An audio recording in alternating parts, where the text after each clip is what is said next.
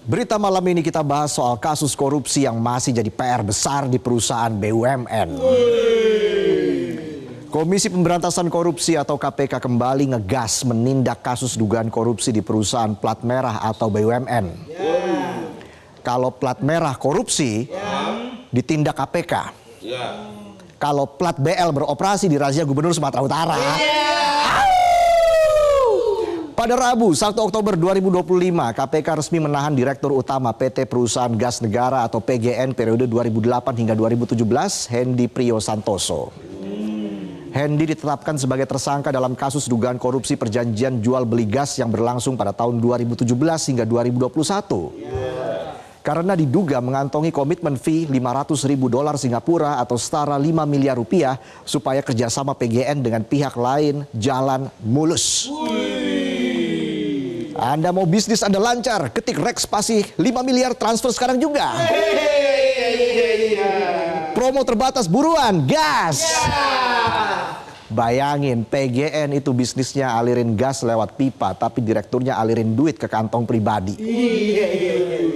Katanya biar kerjasama mulus, tapi faktanya kerjasamanya bermasalah. Hendy mulus ditahan KPK. Sekarang Hendy sudah ditahan selama 20 hari sejak 1 hingga 20 Oktober 2025 di Rutan Cabang KPK Merah Putih.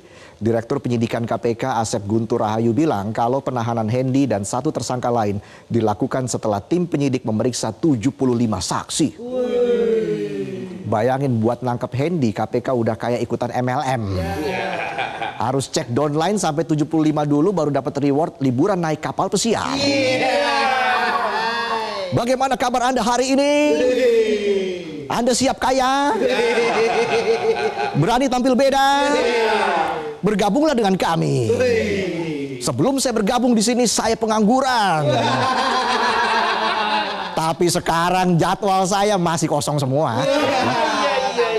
Sama aja ya.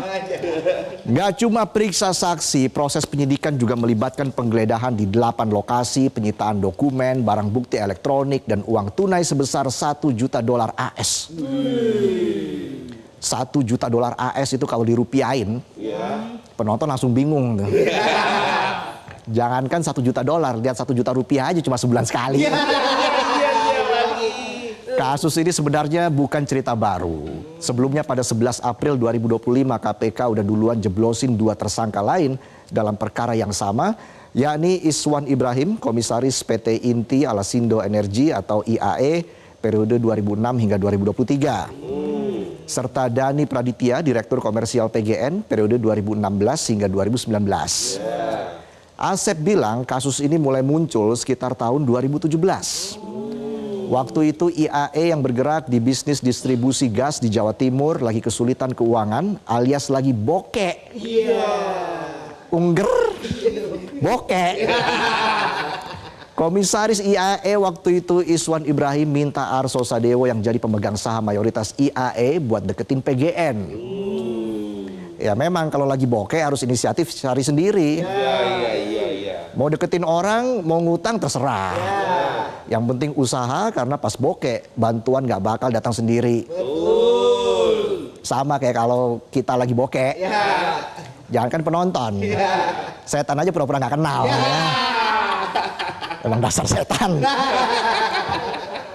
PDKT itu tujuannya buat buka peluang kerjasama jual beli gas plus opsi akuisisi. Termasuk bayar uang muka atau advance payment $15 juta AS atau setara 225 miliar rupiah. Bayangin tuh 225 miliar. Kalau dibeliin gas melon berubah jadi koko melon. 225 miliar rupiah kalau dibeliin gas air mata. Jadi gas air maca tuh. Bisa aja saya.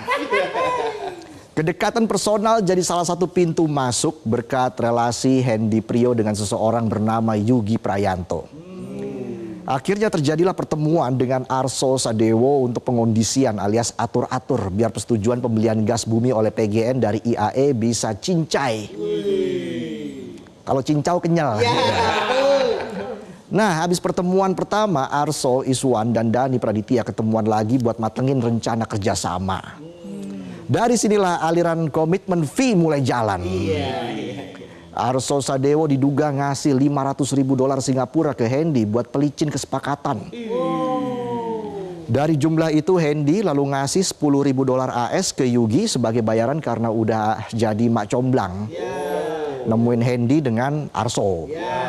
Bayangin dapat 10.000 dolar cuma nyomblangin doang. Lah kita kalau nyomblangin teman kantor dapat makasih aja jarang. Udah ngubek-ngubek kontak cari temen yang jomblo. Udah dikenalin, giliran udah jadian, udah nikah, jangankan traktir makan, resepsi aja kita nggak dapat undangan. Padahal kan mau bawa pulang kambing guling. Lumayan. Proses nego-nego ini akhirnya deal pada 2 November 2017. IAE setuju ngirim gas ke PGN, skemanya pakai pembayaran uang muka 15 juta dolar AS plus opsi akuisisi keseluruhan Isargas Group oleh PGN. Nggak lama pada 9 November 2017 PGN kirim bukti tagihan uang muka itu ke IAE tapi bukan buat pengelolaan gas sebagaimana harusnya. Duit itu malah dipakai IAE buat nutupin utang-utang perusahaan lain yang nggak ada kaitannya sama bisnis pengelolaan gas. Kayak penonton giliran gajian bukannya bayar tagihan malah dipakai karaokean. Dasar belut listrik. Singkat cerita, skema jualan gas bertingkat ini akhirnya dinyatakan melanggar aturan oleh BPH Migas pada 2 Desember 2020. Dan hasil audit Badan Pemeriksa Keuangan atau BPK menunjukkan kerugian negara sama besar dengan uang muka, yaitu 15 juta dolar AS. Merespon temuan itu KPK ngegas kalau penyidik buka peluang buat ngubek-ngubek pihak lain yang diduga ikut ambil keputusan jual beli gas. Soalnya dalam struktur perusahaan, keputusan penting kayak gini nggak mungkin cuma diputusin sama seorang direktur komersial. Hingga akhirnya terenduslah nama Hendy Priyosantoso. Kayak di kantor-kantor kan, nggak mungkin lah hasil rapat diputusin anak magang. Bisa berantakan. Kecuali anak magangnya gebetan atasan ya. Gak berhenti di situ, dalam proses penyidikan KPK juga telah mendalami kasus hingga ke tingkat kementerian. Pada Senin 10 Februari 2025, mantan Menteri BUMN periode 2014 hingga 2019, Rini Sumarno, sempat dipanggil sebagai saksi. Kelar diperiksa, Rini bilang kalau dia cuma ditanyai soal formasi direksi di PGN. Dan mengaku nggak tahu terkait detail transaksi yang dipermasalahkan. Sekelas mantan menteri harusnya tahu rahasia dapur BUMN. Karena kalau rahasia dapur MBG yang ngawasin kepala BGN. Kasus yang menyeret Hendy Priyosantoso ini menunjukkan kalau tata kelola BUMN masih jadi sorotan publik dan banyak dipertanyakan. Apalagi Presiden Prabowo belakangan ini juga bilang mau serius benerin tata kelola BUMN. Cius ya Pak. Jadi dalam pidato di Munas ke-6 PKS 29 September lalu, Presiden kasih deadline 3 tahun buat BUMN, buat beresin tata kelola dan naikin kontribusi ke negara. Salah satu hal yang dibanggain Presiden dalam pidatonya adalah pembentukan Danantara Indonesia yang ngumpulin aset negara lebih dari 1.000 miliar dolar AS. 1.000 miliar dolar AS. Itu kalau ditukerin koin cepean. Itu koin berentet dari Jakarta sampai IKN. Tapi Presiden juga menyoroti praktek penyalahgunaan aset yang masih sering terjadi di sejumlah BUMN. Dengan nada sebel, Prabowo menuding ada oknum yang sengaja ngumpetin aset sampai merugikan perusahaan BUMN. Bahkan Prabowo dalam pidatonya sampai ngegas. Kita lihat bersama cuplikannya. Jadi banyak birokrat kita yang pinter sembunyikan aset.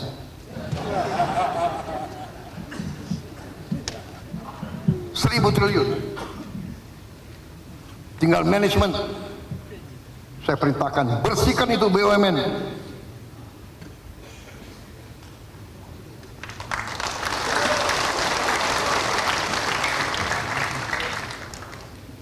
Kadang-kadang nekat-nekat mereka itu, ya. Diberi kepercayaan oleh negara, dia kira itu perusahaan nenek moyangnya. Perusahaan rugi, dia tambah bonus untuk dirinya sendiri. Brengsek banget ini.